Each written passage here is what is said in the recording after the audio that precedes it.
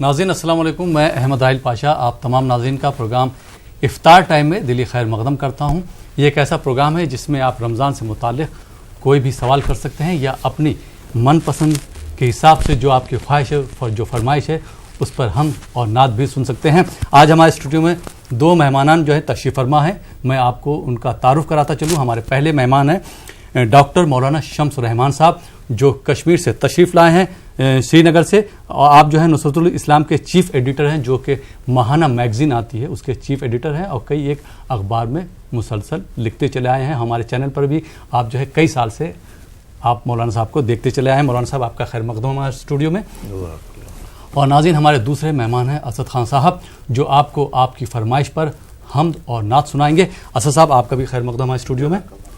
اور ناظرین آپ بھی اگر اس پروگرام کا حصہ بننا چاہتے ہیں تو دیے ہوئے نمبرات پر کال کر سکتے ہیں، نمبرات لگاتار اسکرول ہو رہے ہیں۔ ایک بات کا خیال رکھیے گا کہ جب بھی آپ ہمیں کال کریں اس وقت اپنی ٹی وی کی آواز بالکل بند کر دیجیے گا۔ جب آپ کا سوال مکمل ہو جائے اس کے بعد اپنی ٹی وی کی آواز آپ بڑھا سکتے ہیں۔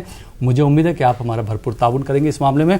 اور اسد صاحب پروگرام کا باقاعدہ آغاز کرتے تو میں چاہوں گا کہ آپ ہمارے ناظرین کے لیے بہترین حمد پیش کریں۔ سبحان لا الہ الا اللہ، لا الہ الا اللہ، حق لا الہ الا اللہ، لا الہ الا اللہ، حسبی ربی جل اللہ،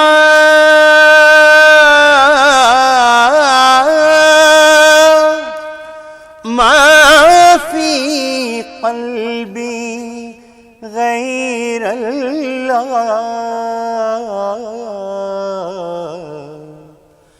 نور محمد صلی اللہ،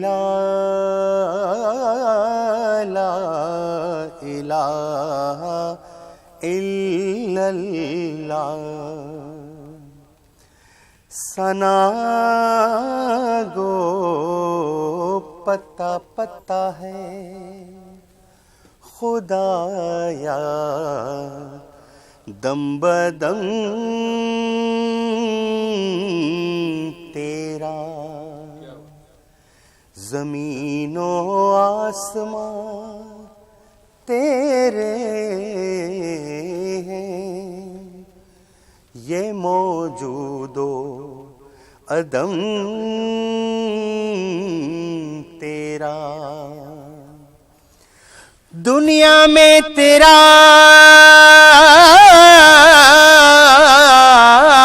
کھا کر تیرے شکوے کریں یا رب، تعجب ہے کہ ہم پر بھی رہے لطف و کرم تیرا، لا الہ الا اللہ، لا الہ الا اللہ،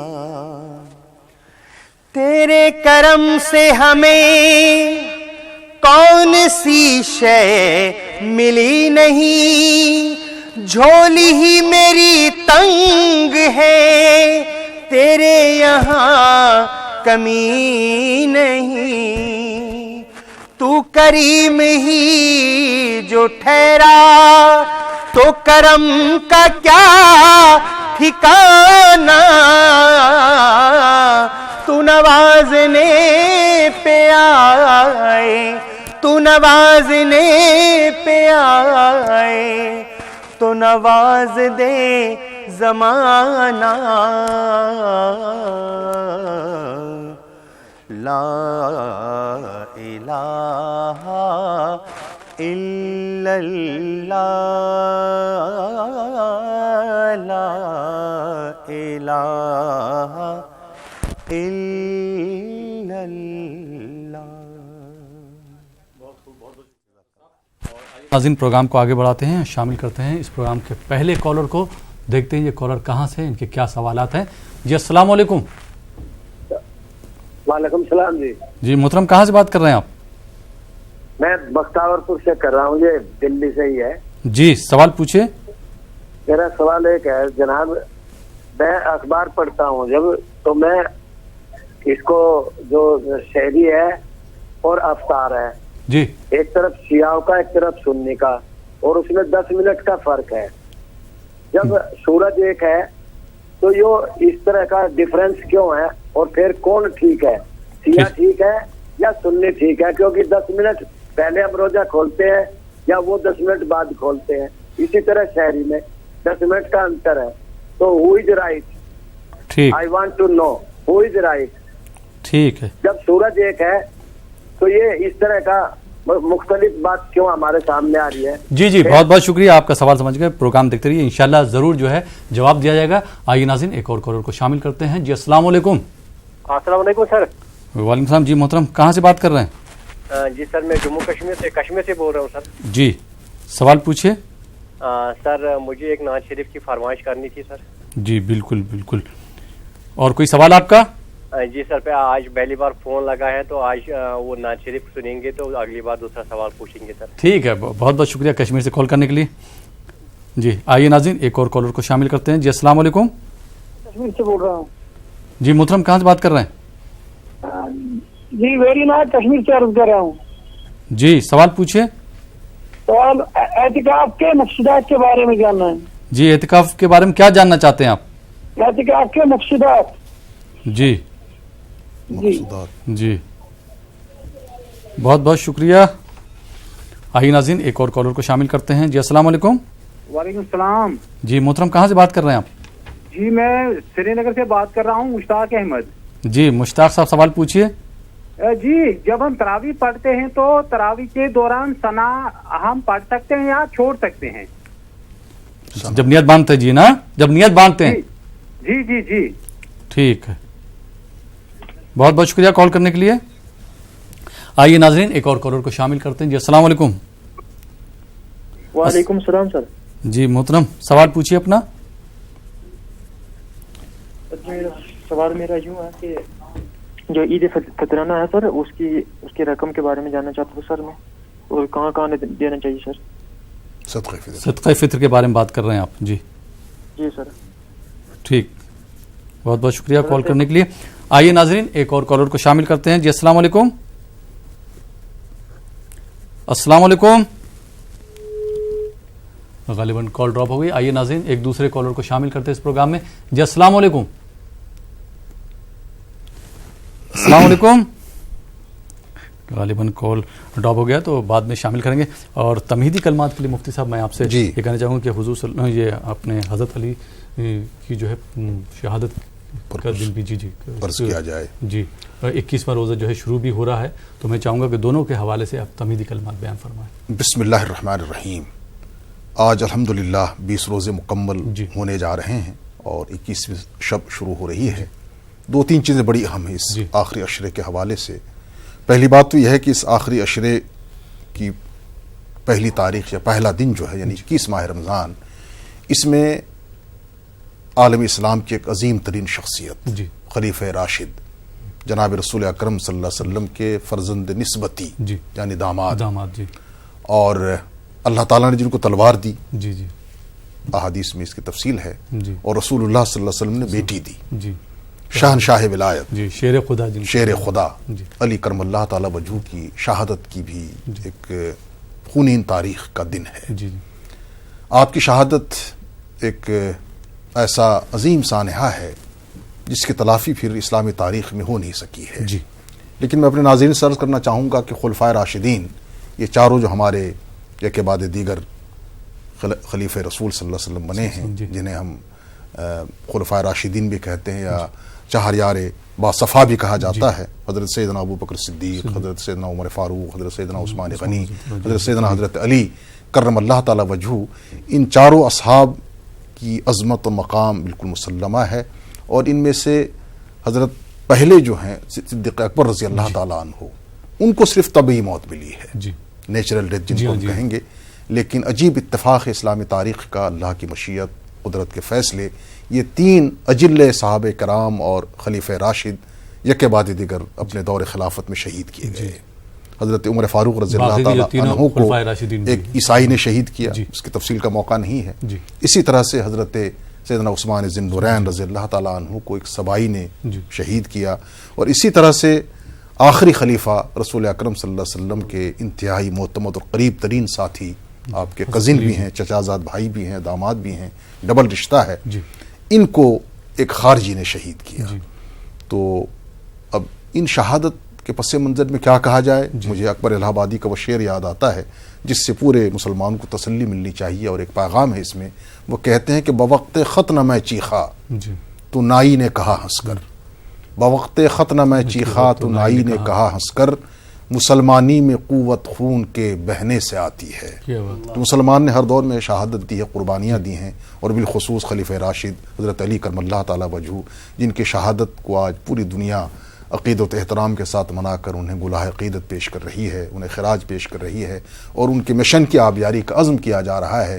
میں یہی کہہ سکتا ہوں کہ اللہ تعالیٰ ہم سب کو بھی ان کے پاک اور پاکیزہ مشن، جو اسلام کی آبیاری کا مشن تھا، اسلام کے فروغ کا، احیاء کا، دعوت و تبلیغ کا مشن تھا، اس کی ہمیں ہر ممکن آبیاری اور اس کو آگے لے جانے کی توفیق عطا فرمائے. آمین آمین. اور اسی کے ساتھ ساتھ چونکہ 21 تاریخ شروع ہو رہی ہے صبح سے، اور آخری عشرہ ہے، یہ عشرہ نجات ہے.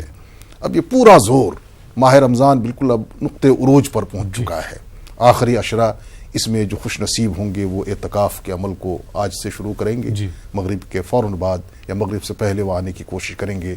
اپنے علاقے کی جو جامع مسجد ہے وہاں، اگر وہاں ممکن نہ ہو تو جہاں وہ 5 وقت نماز پڑھتے ہیں وہاں، خواتین جہاں وہ خود نماز پڑھتی ہیں اپنے کمرے میں، رہائش گاہ میں جو ان کی مخصوص جگہ ہے، وہاں اعتکاف کی نیت سے آ کے بیٹھیں گے. جن پر مزید آپ جو کچھ پوچھنا چاہیں گے ہمارے ناظرین، اس کی انشاءاللہ وضاحت کی جائے. تو میں یہ چاہ رہا ہوں کہ مطلب یہ جو تیسرا عشرہ شروع ہو رہا ہے، ان میں کن باتوں کا خیال رکھنا چاہیے؟ جیسے اعتکاف بھی جو ہے شروع ہو جائے گا، اور لیلۃ القدر بھی جو ہے آخری عشرے میں ہوتی، تو میں چاہوں گا کہ ہمارے ناظرین کو آپ مختصر لیلۃ القدر کی اہمیت پہ تھوڑا سا وضاحت. جزاکم اللہ. اس میں سب سے پہلے جو امت کی ماں ہیں حضرت ام المومنین عائشہ صدیقہ رضی اللہ تعالیٰ عنہا، انہوں نے چونکہ رسول اکرم صلی اللہ علیہ وسلم کو ہر چیز پوچھ کر واضح کر دیا ہے امت پر، خاص طور سے ماہ رمضان، پھر پہلا عشرہ، دوسرا عشرہ، تیسرا عشرہ. بالخصوص تیسرے عشرے کے بارے میں فرماتی ہیں کہ رسول اکرم صلی اللہ علیہ وسلم کا ایک معمول یہ تھا کہ آخری عشرے میں آپ پوری طرح سے کمر کس لیتے تھے. یہ اردو کا محاورہ ہے، اردو کا عربی کا ترجمہ کیا گیا ہے اس کا، میں سرا ازار ہوں، یعنی پوری کمر کس لینے کا مطلب یہ ہے کہ آپ بالکل پوری رات اب جگے رہتے تھے، گھر والوں سے کوئی اب تعلق نہیں رہتا تھا، بستر کو چھوڑ دیتے تھے، اور رات بھر نماز، عبادت، ذکر و اذکار، تلاوت، خدا کے ساتھ رجوع، اس میں آپ مصروف ہو جاتے تھے. اس کی وجہ یہ ہے کہ قدر کی رات اسی آخری عشرے میں، جیسا کہ احادیث میں تفصیل آتی ہے کہ 5 راتوں میں اس رات کو تلاش کیا جائے، 21، 23، اس طرح سے 25، 27 اور 29 کی راتیں، چاہے مہینہ 29 کا ہو یا 30 کا ہو، تو اس قدر کی رات کو تلاش کرنا اس آخری عشرے میں انتہائی لازمی. اور ماں نے جب ایک دفعہ سوال پوچھا، صحیح بخاری کے اندر حدیث موجود ہے اور بڑی معتبر اور مستند روایت ہے کہ یا رسول اللہ صلی اللہ علیہ وسلم، جب ہمیں آخری عشرے میں قدر کی رات حاصل ہو جائے تو ہم کیا دعا مانگیں؟ مشہور دعا ہے، اللہ کے رسول صلی اللہ علیہ وسلم نے تلقین کی، امت کا اس پر عمل ہے الحمدللہ. اللہم انک عفو تحب العفو فاعف عنی. انتہائی جامع اور مختصر دعا کہ باری تعالیٰ آپ معاف فرمانے والے ہیں، کریم ہیں، بخشنے والے ہیں، ہماری بخشش اور عفو عام کا آپ اعلان فرما دیجیے. تو اس پورے آخری عشرے میں پوری یکسوئی کے ساتھ اور پوری توجہ کے ساتھ اور پورے اہتمام کے ساتھ راتوں کو جگنے کی کوشش کی جائے، عبادت میں زیادہ سے زیادہ وقت صرف کیا جائے، اور تلاوت قرآن مجید کے ساتھ اپنے آپ کو مصروف رکھا جائے. جی بہت بہت شکریہ. اب سوالوں کو سلسلہ شروع کرتا ہوں. ایک بھائی صاحب نے دہلی سے سوال کیا تھا کہ جیسے جب ہمارا خدا ایک ہے، قرآن ایک ہے، نبی ایک ہے، تو پھر یہ شیعہ سنی میں تفریق کیوں؟ ان کے اوقات میں سحر اور افطار میں جو 10 منٹ کا گیپ رہتا ہے اس کو کیا ختم نہیں کیا جا سکتا ہے؟ ماشاءاللہ، بہت زبردست سوال ہے یہ، اور ان کے ذہن میں یہ بات آئی ہے، میں ان کو مبارکباد پیش کرتا ہوں. حقیقت یہ ہے کہ اسلام کی بنیاد بہرحال ایک ہی ہے، اس میں کسی کا اختلاف نہیں ہے، لیکن کچھ مسائل میں ضمنی اختلافات ہیں. اب جہاں تک اہل سنت والجماعت کا تعلق ہے، پوری دنیا اسلام میں ان کا نظریہ ہے. آقا علیہ السلام کے ارشادات اس میں چونکہ واضح ہیں. آپ نے فرمایا کہ میری امت اس وقت تک گمراہ نہیں ہوگی جب تک وہ افطار میں جلدی تاجیل نہ کریں اور سحری میں تاخیر نہ کریں. اس کا مطلب یہ ہوتا ہے کہ جو ہی افطاری کا وقت ہو جائے, مثلا 7 بجے کہیں شام ہوتی ہے, تو جو ہی 7 بج جائے 1-2 منٹ بہرحال ہم انتظار کر لیں گے, سورج اچھی طرح غروب ہو جائے, چونکہ آج کل پتہ چل ہی جاتا ہے, ہر چیز بالکل کلیئر ہے, تو اس کے فوراً بعد افطار. تو یہ تو اہل سنت والجماعت کا جو سنی مسلمان ہیں ان کا نظریہ ہے, مسلک ہے. اور جو ہمارے اہل تشیع حضرات ہیں, دوسری برادری کے لوگ ہیں, وہ اس میں تھوڑا احتیاطاً کہتے ہیں کہ صاحب 5-7 منٹ ہم وقفہ کریں گے تاکہ سورج پوری طرح سے غروب ہو جائے. اب ان کی الگ ایک تحقیق ہے, ہم اس پر انگلی نہیں اٹھا سکتے. ان کا بھی بہرحال اپنی جگہ ان کی دلیل ہے, اور ان کے بھی اپنی جگہ, ان کو اپنی جگہ اطمینان ہے. ان کے جو امام ہیں, خاص طور سے حضرت امام جعفر صادق رضی اللہ تعالیٰ عنہ, جن کے فقہ پہ وہ چلتے ہیں, تو ان کی تحقیق چونکہ یہی ہوگی کہ ہم تاخیر سے ذرا بطور احتیاط کریں گے. تو آپ کو جو مسلک بہتر لگے, جس مسلک پہ آپ چلتے ہیں اس پہ عمل کریں, اس پہ کوئی پریشان ہونے کی بات نہیں ہے, کوئی گھبراہٹ کی بات نہیں ہے. روزہ بہرحال دونوں کا صحیح ہو جاتا ہے. دونوں اپنی اپنی جگہ پہ صحیح ہے, کون ہو از دا رائٹ, مطلب دونوں جو ہے اپنی اپنی جگہ پہ صحیح ہیں. بہت بہت شکریہ. اور اسد صاحب, ایک کشمیر سے فرمائش آئی ہے نعت کی, تو میں چاہوں گا کہ آپ جو ہے ایک نعت پیش کریں. اللہ علیہ یا رسول اللہ وسلم علیک یا حبیب اللہ. تو امیر حرم میں فقیر عجم, تیرے گن اور یہ لب میں طلب ہی طلب, تو عطا ہی عطا, تو کجا من کجا, تو کجا من کجا, تو کہاں میں کہاں, تو کجا من کجا. الہام ہے جامع تیرا, قرآن امام ہے تیرا, منبر تیرا عرش بری, منبر تیرا عرش بری, یا رحمت للعالمین, تو کجا من کجا, تو کہاں میں کہاں.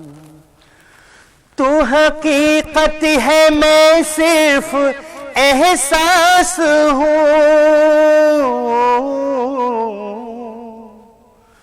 تو سمندر میں بھٹکی ہوئی پیاس ہوں.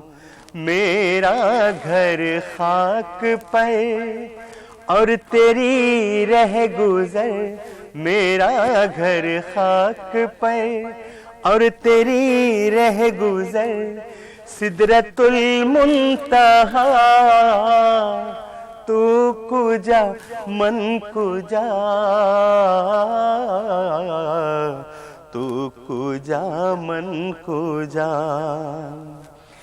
ڈگمگاؤں جو حالات کے سامنے,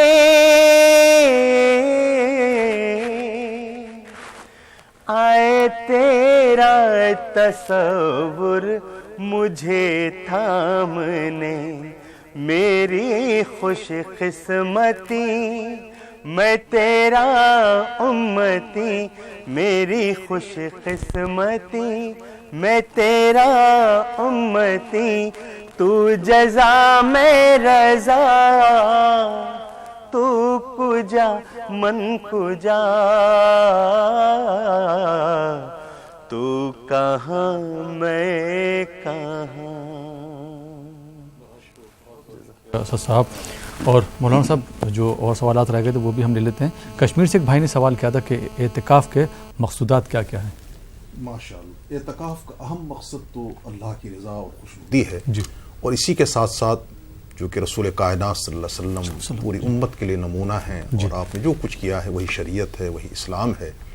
تو احادیث میں پوری وضاحت ہے کہ ماہ رمضان کے ہر آخری عشرے میں پوری پابندی کے ساتھ، اہتمام کے ساتھ جناب امام الانبیاء محبوب کبریا محمد مصطفیٰ صلی اللہ تعالیٰ علیہ وسلم اعتکاف فرماتے تھے، معتکف ہوتے تھے.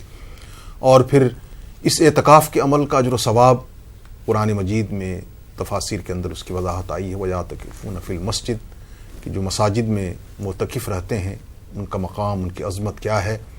اور پھر ماہ رمضان کا اعتکاف جو رسول کائنات صلی اللہ علیہ وسلم کی ایک عظیم ترین سنت ہے، سنت علی الکفایہ، جس کا مفہوم یہ ہے کہ پوری آبادی پر یہ اعتکاف لازم ہے. اب آبادی کا اگر کوئی بھی فرد اس عمل کو انجام نہ دے تو پوری آبادی گنہگار ہو جاتی ہے. لیکن اگر آبادی سے ایک فرد بھی، ایک آدمی بھی اس سنت رسول صلی اللہ علیہ وسلم کو اپنانے کی کوشش کرتا ہے تو سب بری ہو جاتے ہیں. اس کا اجر و ثواب، اس کے مقصودات، اس کے فوائد، رسول پاک صلی اللہ علیہ وسلم کا ایک ارشاد ہے، حدیث پاک کی کتاب ہے کشف الغمہ، اس میں حدیث موجود ہے کہ جس نے اللہ کی رضا کی خاطر اعتکاف کیا تو ایک اعتکاف کے بدلے اسے 2 حج اور 2 عمرے کا ثواب ملتا ہے. انسان کوشش کرتا ہے کہ وہ حج کرے، عمرہ کرے، اجر و ثواب سے اپنے دامن مراد بھر لے. اب اس کو بیٹھے بیٹھائے یہ سعادت مل رہی ہے، 2 حج اور 2 عمرے کا ثواب.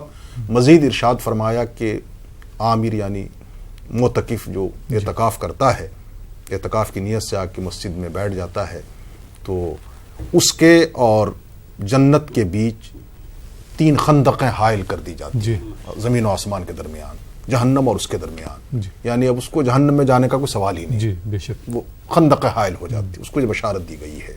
اور پھر معتکف جو سویا رہے، بیٹھا رہے، خاموش رہے، آٹومیٹک اس کے لیے نیکیاں لکھی جاتی ہیں. ایک غیر معتکف کو جنازے کی نماز میں شرکت میں جو اجر و ثواب ملتا ہے، عیادت کے لیے جو اجر و ثواب ملتا ہے، خدمت خلق کا کوئی کام کر رہا ہے اس میں جو اجر و صلہ اسے مل رہا ہے، یا کچھ اور وہ نیک کام کر رہا ہے اس کا جو ثواب اسے مل رہا ہے، معتکف کو بیٹھے بیٹھائے اس کے خاتمے میں ثواب لکھے جا رہے ہیں. معتکف کو آپ یوں سمجھیے کہ اس نے سب کچھ دنیا سے کنارہ کش ہو کر خالق حقیقی کے دربار میں آ کے ڈیرا ڈال دیا ہے. اب یہاں سے محروم ہونے کا سوال ہی نہیں. ایک شریف انسان بھی کوئی گھر میں اس کے آ جاتا ہے تو اس کا احترام کرتا ہے، اس کی عزت افزائی کرتا ہے، بیٹھاتا ہے، چائے پیش کرتا ہے، خبر خیریت پوچھتا ہے. تو اللہ جو انتہائی حلیم، کریم اور رحمان الرحیم اور بے انتہا شفیق، وہ ایک معتکف کرنے والے کو کسی صورت بھی محروم نہیں فرماتے. بے پناہ اجر و ثواب ہے. اس کی انسان کوشش کرے کہ اس میں وہ شامل ہو سکے، اس کو حاصل کر سکے. جی بہت بہت شکریہ مولانا صاحب. ڈاکٹر مولانا شمس الرحمان صاحب جو کہ سری نگر سے تشریف لائے ہیں اور اس پروگرام میں کشمیر سے، جموں کشمیر سے کالر بہت زیادہ شامل ہوتے، تو میں ان کو بھی مبارکباد دینا چاہوں گا کہ آپ کے علاقے سے، آپ کے صوبے سے، آپ کے ایریا سے جو ہے مولانا صاحب آج ہمارے اسٹوڈیو میں تشریف فرمائیں. مولانا صاحب آپ کا خیر مقدم ہے اسٹوڈیو میں. اور ہمارے دوسرے مہمان ہیں اسد خان صاحب جو آپ کو آپ کی فرمائش پر حمد اور نعت سنا رہے ہیں. اسد صاحب آپ کا بھی خیر مقدم ہے ہمارے اسٹوڈیو میں. اور ناظرین کچھ اور کالر کو اس پروگرام میں شامل کرتے ہیں، دیکھیں یہ کالر کہاں سے، ان کے کیا سوالات ہیں. جی السلام علیکم. السلام علیکم. غالباً کال ڈراپ ہو گیا. آئیے ناظرین ایک دوسرے کالر کو اس پروگرام میں شامل کرتے ہیں. جی السلام علیکم. السلام علیکم. جی اپنی ٹی وی کی آواز بالکل بند کر دیجئے، اس کے بعد اپنا سوال بتائیے. جی کہاں سے بات کر رہے ہیں؟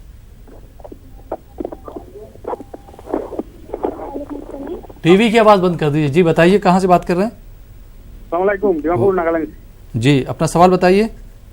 جی جو امام جو نماز پڑھاتا ہے اس کا ساتھ اس کا پیچھے میں جو سورہ فاتحہ پڑھتا ہے، ہم لوگ کیا اس کا پیچھے میں پڑھنا چاہیے کیا نہیں پڑھنا چاہیے؟ ٹھیک اس کا ٹھیک، بہت بہت شکریہ کال کرنے کے لیے. آئیے ناظرین ایک اور کالر کو شامل کرتے ہیں. جی السلام علیکم. السلام علیکم. السلام علیکم. غالباً کال ڈراپ ہو گیا.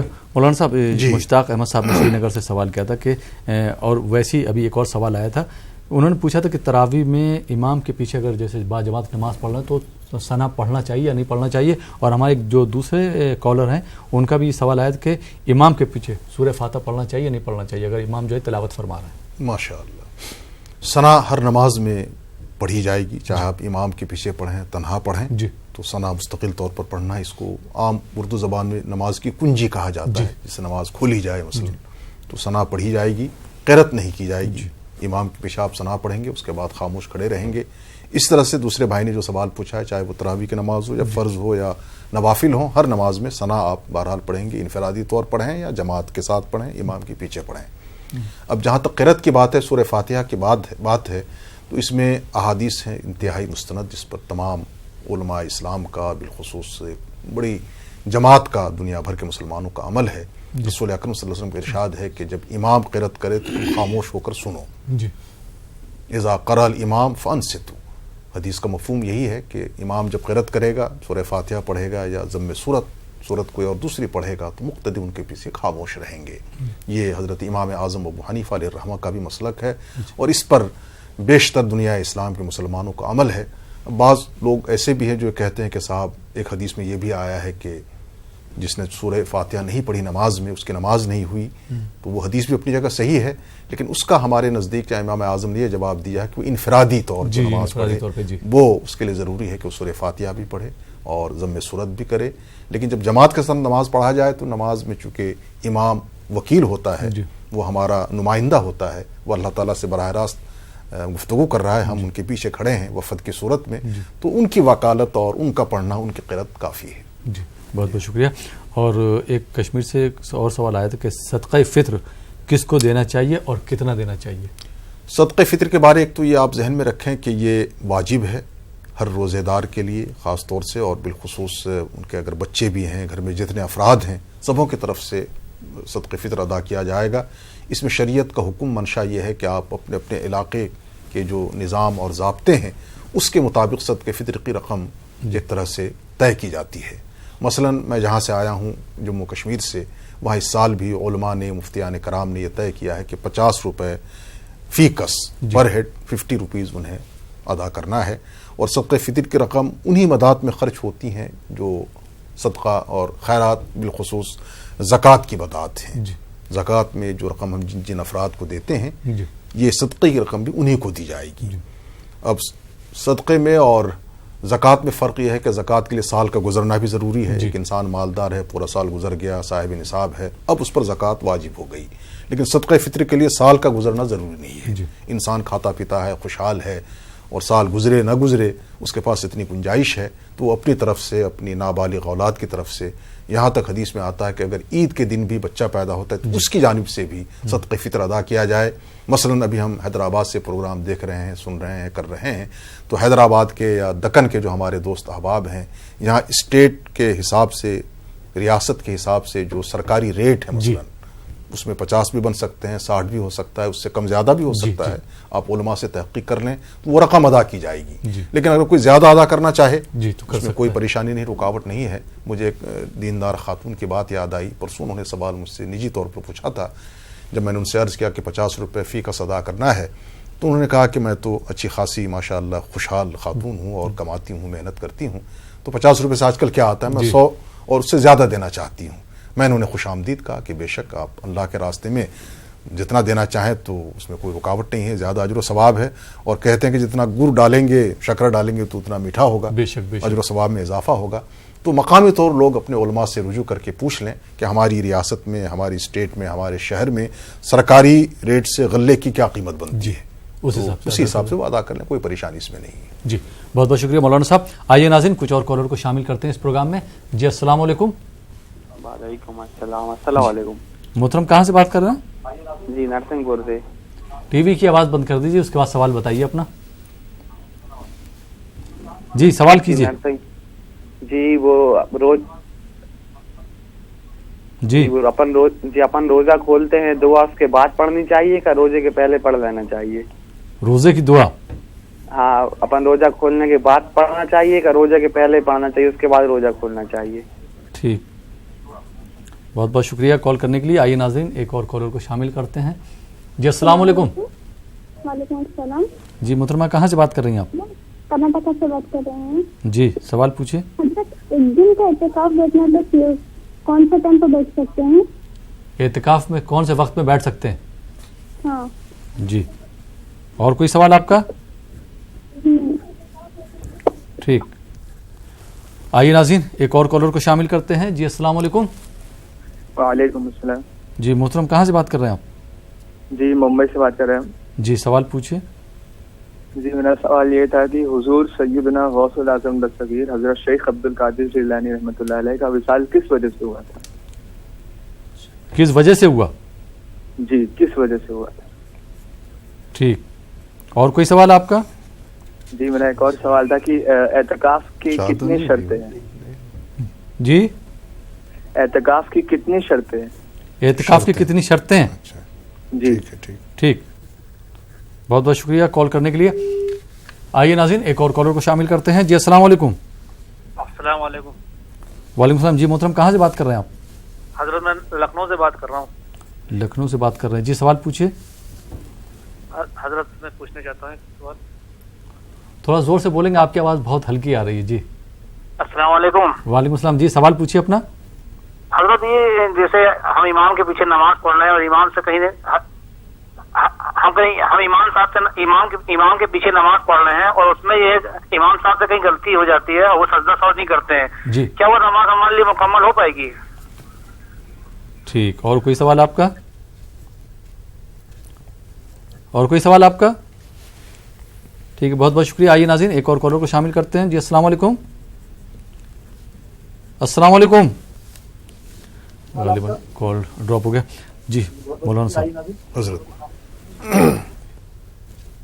एक सवाल अभी आया था, भाई ने सवाल पूछा है कि रोज़े की जो दुआ है वो इफ्तार करने से पहले पढ़ना चाहिए या इफ्तार करने के बाद पढ़ना चाहिए? इफ्तार की जो दुआ है। जी जी माशाअल्लाह। असल में ये सवाल बहुत अहम है और अहादीस में इसकी वजाहत इस तरह की गई है कि खुद रसूल अकरम सल्लल्लाहु अलैहि वसल्लम कभी कभी तो पेशगी दुआ मांग लेते थे जी, और इफ्तार करने के बाद फिर दुआ करते थे। तो लेकिन आम मुहक्किकीन और मुहद्दिसीन फरमाते हैं कि जो इफ्तार की दुआ है वो इफ्तारी के बाद पढ़ी जाती है। अल्लाहुम्मा लका सुम्तु व बिका आमनतु व अला रिज़्क़िका अफ़्तरतु, यानी आपकी रिज़्क़ से मैंने इफ्तार किया, इसका मतलब इफ्तार करने के बाद दुआ करनी है। बाकी दूसरी दुआएं आप इफ्तार से पहले मांग सकते हैं, आपके और हाजात हैं, मुरादें हैं, तमन्नाएं हैं, तो दुआ के लिए कोई कैद नहीं है। जैसे अब दुआ पढ़ते हैं ना, अल्लाहुम्मा इन्नी लका सुम्तु व बिका आमनतु व अला रिज़्क़िका अफ़्तरतु, तो ये पूछना चाह रहे हैं कि जैसे हम पहले रोज़ा खोल लें फिर ये दुआ पढ़ें या पहले दुआ पढ़ लें फिर रोज़ा? दोनों गुंजाइश, लेकिन अहादीस से पता चलता है कि ये दुआ रसूल अकरम सल्लल्लाहु अलैहि वसल्लम ने इफ्तार करने के बाद मांगी है, क्योंकि मैंने इफ्तार किया। अफ्तर तो जब अरबी ग्रामर के एतबार से हम देखेंगे, इसकी तशरीह करेंगे, तो मैंने इफ्तार किया आपकी रिज़्क़ से, तो ज़ाहिर इफ्तार किया का मतलब यह है कि इफ्तार के बाद ये दुआ की गई है। तो इस लिहाज से एक पहलू इसका ये है। दूसरी ये भी हमारी माँ फरमाती है कि जब इफ्तार का वक्त होता था, हज़रत आयशा सिद्दीक़ा रज़ियल्लाहु तआला अन्हा की रिवायत है, रसूल अकरम सल्लल्लाहु अलैहि वसल्लम खजूर को अपने मुबारक हाथों में ले लेते थे और उसको देखते रहते थे और अल्लाह से महवे इल्तिजा और इस्तदा और दुआओं का सिलसिला शुरू होता था। तो उसकी कोई कैद नहीं है, इंसान दुआओं का सिलसिला शुरू करते अल्लाह से मांगता रहे।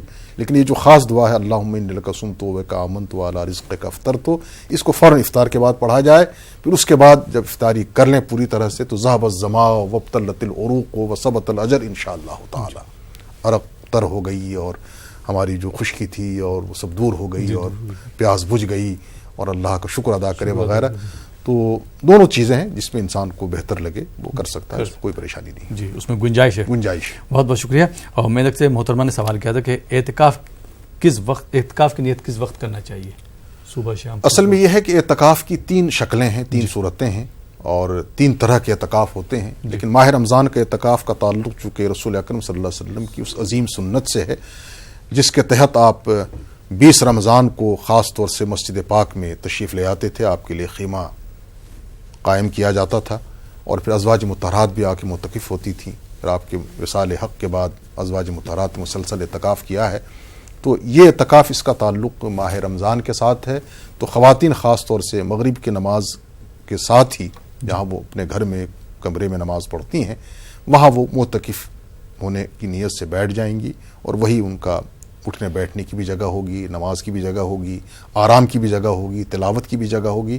ان کو غیر ضروری طور اس کمرے سے یا وہ جگہ جو انہوں نے اعتکاف کے لیے خاص کیا ہے ادھر ادھر جانے کی ضرورت نہیں ہے. یہ تو خواتین کے لیے ہے. مرد حضرات ان کے لیے سب سے بہتر ہے کہ ان کے لیے جو اجر و ثواب ہے ان کا اعتکاف سب سے بڑھ کر ہے مکہ مکرمہ کے اندر مسجد حرام میں، خانہ کعبہ میں.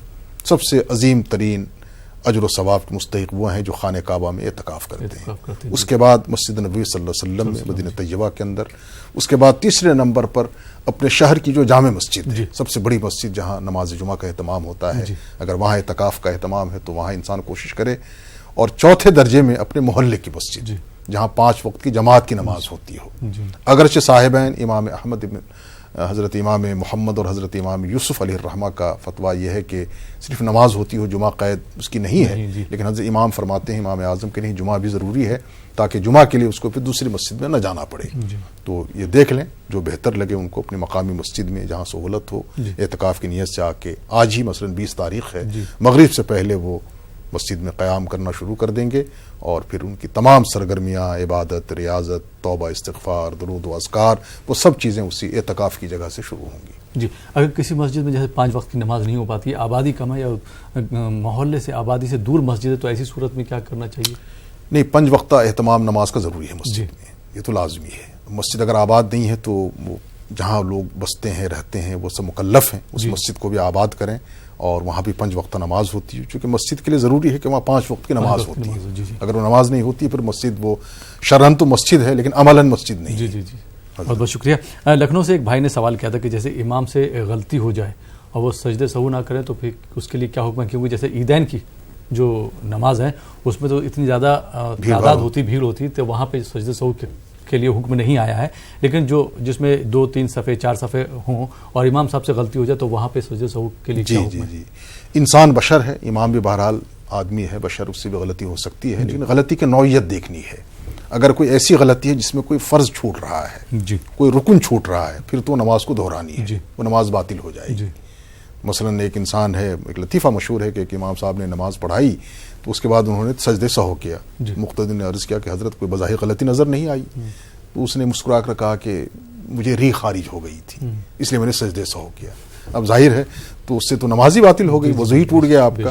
تو ہمیں یہ دیکھنا ہے کہ اگر کوئی رکن خدا نخواستہ چھوٹا ہے، قرت چھوٹی ہے، قیام چھوٹا ہے، قعدہ چھوٹا ہے، یا جو اس طرح کے اور ارکان ہیں جو 7 رکن ہیں نماز کے، ان میں سے کوئی چیز چھوٹتی ہے تو نماز تو دہرانی ہے، نماز باطل ہو جاتی ہے.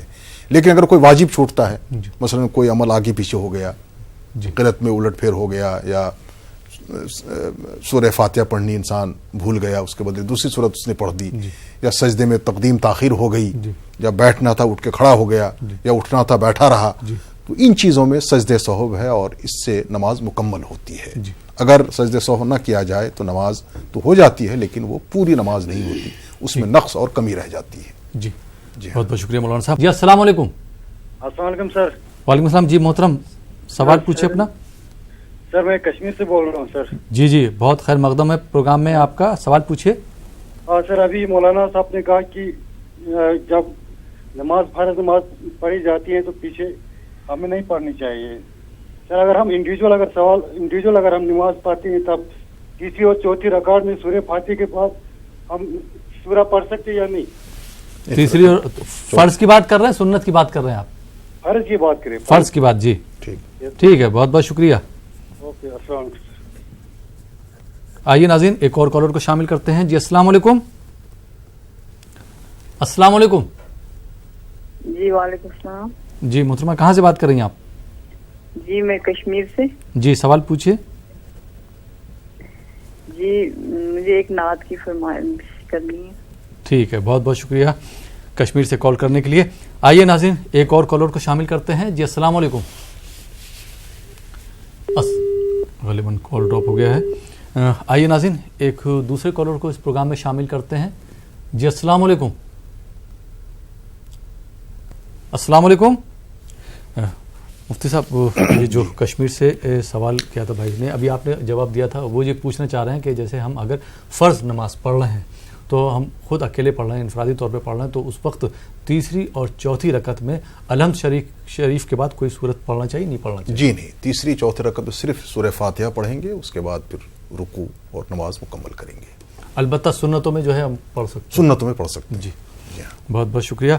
और एक और कॉलर को इस प्रोग्राम में शामिल करते हैं, देखते हैं ये कॉलर कहाँ से, इनका क्या सवाल है। जी अस्सलाम वालेकुम। अस्सलाम वालेकुम। वालेकुम सलाम। जी मोहतरमा, सवाल पूछिए अपना। मैं कुलसुम दिल्ली से। जी कुलसुम साहब, सवाल पूछिए। जी, ये जैसे हम वितर पढ़ते हैं जी, बाई चांस जैसे आखिर जो होते हैं 2 हो जाते हैं तो उसमें भूल हो जाती है कभी, तो हम एक्स्ट्रा जैसे 2 पढ़ लिए तो पूरी वितर वो तरावी कहलाएगी, मतलब जैसे आखिर के 2 रह जाएं, भूल जाएं कि हमने 18 पढ़े या 20 पढ़े, तो एक्स्ट्रा मतलब जैसे 2 और पढ़ लिए तो उसमें गिनती हो जाएगी तरावी में। तो वितर की बात कर रही हैं या आप तरावी की बात कर रही हैं? तरावी की जी, 2 रकात की अगर भूल पड़ जाए आखिर में। हाँ जी, हाँ जी, 18 पढ़ी हैं तो आप उसमें जो पढ़ में 20 हुई हैं। जी ठीक ठीक ठीक। हाँ, तो ये 2 और पढ़ ली कि कम है कि जाती। जी ठीक है। और कोई सवाल? जी जी, बस असद साहब से ना सुनिए और मौलाना साहब को बहुत ज्यादा सलाम, काफी अर्से के बाद उनको देखा है, तो हमें दुआओं में याद रखिएगा। जी जी जी, बहुत बहुत शुक्रिया कॉल करने के लिए दिल्ली से। आइए नाजरीन, एक और कॉलर को शामिल करते हैं। जी अस्सलाम वालेकुम। वालेकुम अस्सलाम। जी मोहतरम, कहाँ से फरमा रहे हैं आप? मैं हजरत अहमदाबाद से बोल रहा हूँ। जी सवाल पूछिए। मेरा सवाल हजरत ये है कि ये जो लोग हट्टे कट्टे हैं, रोजा नहीं रखते, जी उनके लिए क्या सजा है? ठीक उनके लिए जो लोग हट्टे कट्टे हैं हजरत, उनके लिए क्या सजा है? ठीक है। और हजरत एक बात और, ये जो बीच में मुफ्ती साहब बैठे हैं सुभान अल्लाह ने, इनसे ये पूछिए कि आदमी हज करने जाए तो वहाँ के इमाम के पीछे नमाज पढ़े या नहीं पढ़े? हज करने के लिए जाए, वहाँ के इमाम के पीछे नमाज पढ़े या ना पढ़े? पढ़े या ना पढ़े हजरत? ठीक ठीक जी, ठीक। बहुत बहुत शुक्रिया कॉल करने के लिए। आइए नाज़रीन, एक और कॉलर को शामिल करते हैं। जी अस्सलाम वालेकुम। अस्सलाम वालेकुम। जी, कहाँ से बात कर भाई? मोहिउद्दीन चेन्नई से। जी मोहिउद्दीन चेन्नई से। जी सवाल पूछिए। जी, ज़कात में ये जरूरतमंद है उन लोगों को देना बेहतर है नहीं हजरत, जो जरूरतमंद है, जो पूछने से ये कहते शर्माते हैं, ज्यादा बच्चा मुसलमान को ज्यादा अल्लाह में चाहता है, वैसे लोगों को क्यों हमें देते नहीं? हमें जो सामने आते हैं उससे दे आते हैं, ऐसा ये है, ये दर्जा है क्या हजरत कि ऐसा जरूरतमंद को देने का? ठीक, थोड़ा वो ये करे तो मेहरबानी होगी। ठीक है, बहुत बहुत शुक्रिया कॉल करने के लिए। पहला सवाल आपका ही ले लेते हैं, शुरुआत यहाँ से करते हैं। चेन्नई से इन्होंने जो सवाल किया था कि जो ज़रूरतमंद होते हैं लेकिन सामने नहीं आ पाते हैं शर्म की वजह से, तो किस तरह से जो ज़रूरतमंद वहाँ तक ज़कात पहुँचाई जाए? माशाअल्लाह, ऐसे हाजतमंद ज़रूरतमंद जो शर्माते हैं और सामने आने से कतराते हैं, उनको तलाश करके देना ज़्यादा अजर व सवाब का हामिल है अमल, और ऐसे लोगों को तलाश किया जाना चाहिए। कुरान मजीद में खुद अल्लाह ताला फरमाते हैं कि वो शर्माते हैं जो वाकई ज़रूरतमंद हैं, हाजतमंद हैं, लेकिन उनको तलाश करो, उन्हें ढूंढ कर उनका हक़ पहुँचाने की कोशिश करो। तो बिलाशुबा अगर आपने इस तरह की कोशिश की है कि समाज में या हमारी बस्ती में, मुआशरे में, गिरदो पेश में ऐसे अफराद हैं, मुस्तहिकीन हैं जो शर्माते हैं और सामने आने से उनको हया आती है, उनको ढूंढ कर देना ज़्यादा अजर व सवाब है। तो इस मरहले पर मैं अर्ज़ करना चाहूँगा एक ज़िमनी बात। अभी सूडान के वहाँ के इमाम का फतवा, बल्कि उनका खुतबा सामने आया था। उन्होंने जुमा के दिन खुतबा दिया, मिंबर रसूल सल्लल्लाहु अलैहि वसल्लम पे उन्होंने चढ़कर बस एक जुमले में छोटा सा खुतबा, और हज़रत उस्मान गनी रज़ी अल्लाह ताला अन्हु के बाद उन्हीं का खुतबा नज़र आया एक जुमले का। उन्होंने फरमाया कि किसी फाका कश या भूखे इंसान के पेट पे एक लुक़मा पहुँचाना 1000 मसाजिद की तामीर से ज़्यादा अजर व सवाब का हामिल है। तो जो ज़रूरतमंद है उन तक आप पहुँचें, और ये भी ज़िम्मेदारी है मुसलमानों की जो खुशहाल हैं, जो हर तरह से फारिगुल बाल हैं और मुतमव्वल हैं, वो हाजतमंदों को तलाश करके उन तक उनका हक़ पहुँचाने की कोशिश करें। अल्लाह ताला जज़ाए नेक दे। जी, बहुत बहुत शुक्रिया मौलाना साहब। और एक फरमाइश आई थी कश्मीर से मनक़बत की, तो मैं चाहूँगा कि मनक़बत आप पेश करें हमारे नाज़रीन के लिए। मैं तो पंजतन का गुलाम हूँ, मैं तो पंजतन का गुलाम हूँ, मैं गुलाम इब्ने गुलाम میں تو پنجتن کا غلام ہوں. مجھے عشق سر وہ سمن سے ہے, مجھے عشق سارے چمن سے ہے, مجھے عشق ان کے وطن سے ہے, مجھے عشق ان کی گلی سے ہے, مجھے عشق ہے تو علی سے ہے, مجھے عشق ہے تو حسن سے ہے, مجھے عشق ہے تو حسین سے, مجھے عشق شاہ زمن سے ہے. میں تو پنجتن کا غلام ہوں.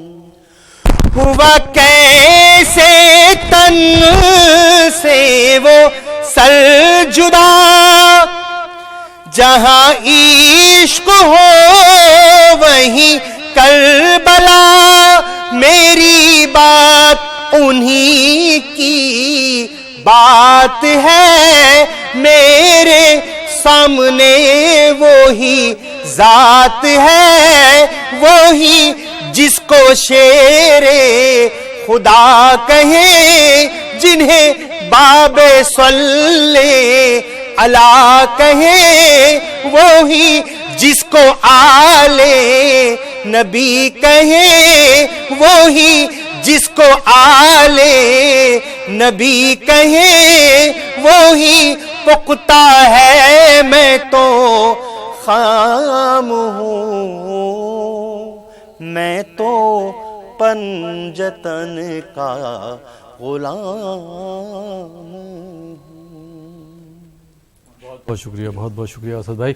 اور مولانا صاحب آپ کا بھی بہت بہت شکریہ, آپ ہمارے اسٹوڈیو میں تشریف لائے اور آپ نے ہمارے ناظرین کی شرعی رہنمائی فرمائی. بہت بہت شکریہ آپ دونوں حضرات کا. تو ناظرین, یہ تھا ہمارا پروگرام افطار ٹائم. فی الحال یہ پروگرام اب یہیں پہ ختم ہوتا ہے. اسی کے ساتھ اپنے دوست احمد راحیل پاشا کو اجازت دیجیے اور آپ دیکھتے رہیے نیوز 18 اردو.